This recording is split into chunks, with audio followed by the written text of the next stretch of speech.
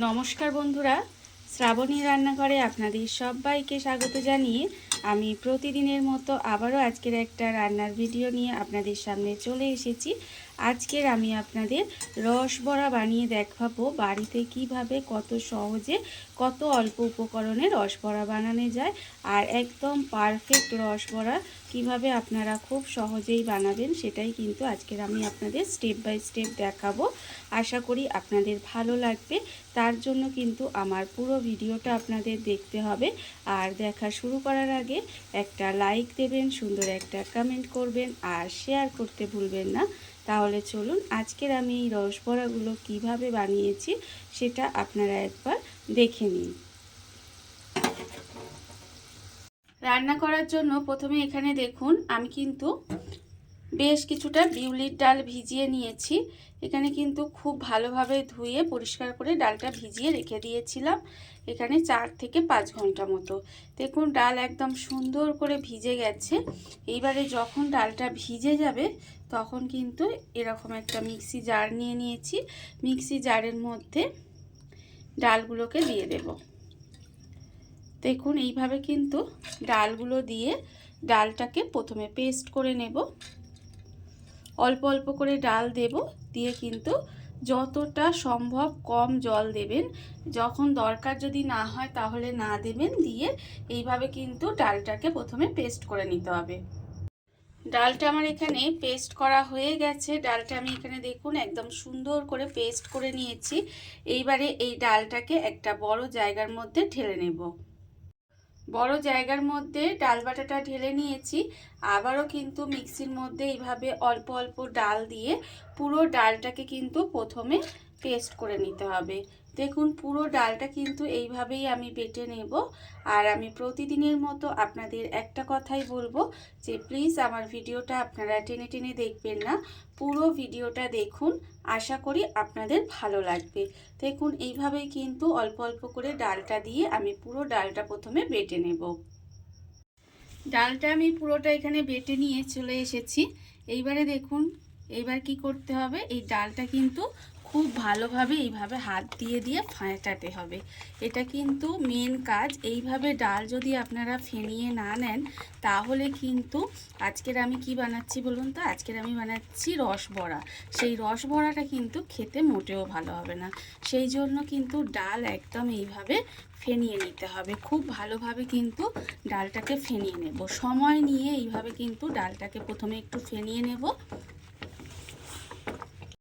ডালটা দেখুন আমি কিন্তু একটু ফেনিয়ে নিয়েছি, আর এর ফলে কিন্তু ডালটা অনেকটাই হালকা হয়ে গেছে। কালারটা দেখতে পাচ্ছেন সাদাও হয়ে এসেছে, তবে এখনও কিন্তু ফেনানো হয়নি।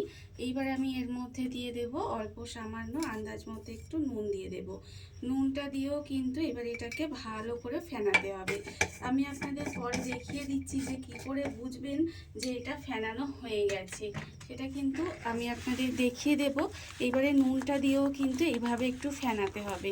প্রায় 15 থেকে 20 মিনিট কিন্তু এইভাবে একটু ভালো করে ফেনিয়ে নিতে হবে। অবশ্য করেই কিন্তু এইভাবে একটু ফেনিয়ে নেবেন, না ফেনালে কিন্তু রসবড়া ভালো হবে না, রসবড়ার মধ্যে রসও ঢুকবে না, খেতেও ভালো লাগবে না। সেই জন্য কিন্তু ফেনানোটা মাস্ট। এইভাবে হাত দিয়ে দিয়ে ভালো করে কিন্তু এটা ফেনিয়ে নেব। ডাল কিন্তু এখানে আমার ফেনানো হয়ে গেছে। ডাল আমি খুব ভালো করে ফেনিয়ে নিয়েছি। এইবার আমি আপনাদের পরীক্ষা করে দেখাচ্ছি যে কিভাবে বুঝবেন আপনারা ডালটা ফেনানো হয়েছে। দেখুন এখানে আমি একটা বাটিতে জল নিয়ে নিয়েছি। এইবারে সেই জলের মধ্যে এই যে এই ডাল বাটাটা ফেললাম। দেখতে পাচ্ছেন কিরম ডাল বাটাটা ভাসছে। যখন দেখবেন এটা ভাসছে তখন বুঝবেন আপনারা যে ডালটা কিন্তু ফেটানো ঠিকঠাক হয়ে গেছে। এইবারে দেখুন ডাল আমার এদিকে রেডি হয়ে গেছে, আর অন্যদিকে গ্যাসটা অন করে একটা কড়া বসিয়ে দিয়েছি। এইবারে আমি কড়ার মধ্যে দিয়ে দেব, দেখুন এটা হচ্ছে আপনার খেজুরের গুড়। সেই খেজুরের গুড়টা কিন্তু আমি এখানে দিয়ে দিচ্ছি। এখানে রসবড়ার যে রসটা সেটা কিন্তু আমি দেখুন একটু করে নিচ্ছি।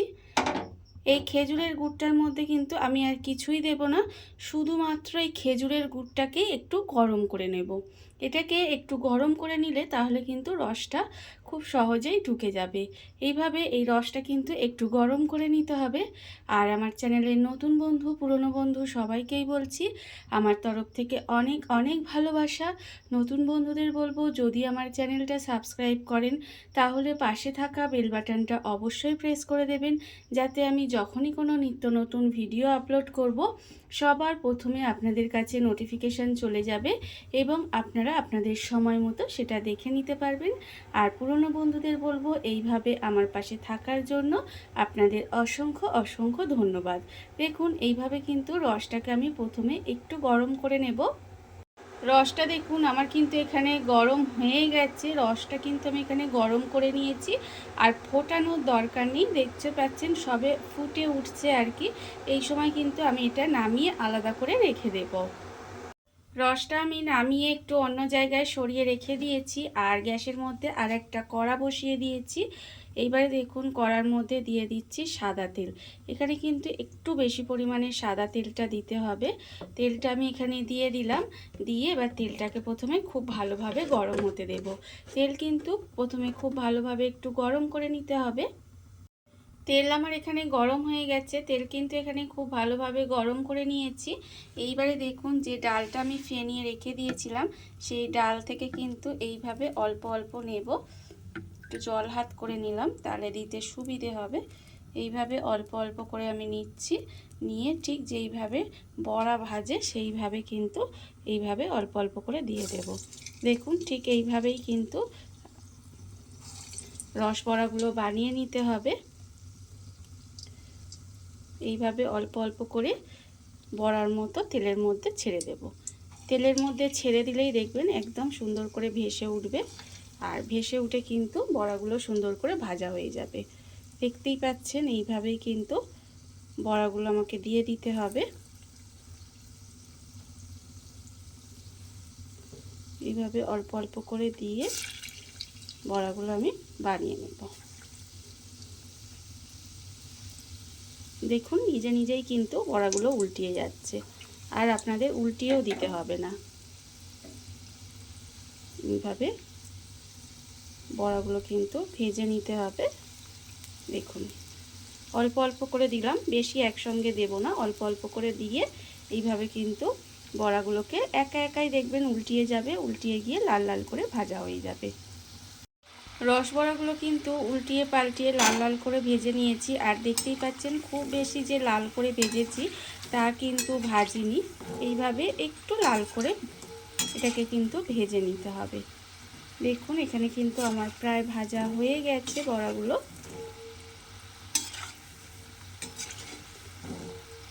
আর একটু লাল করব আমি এগুলোকে।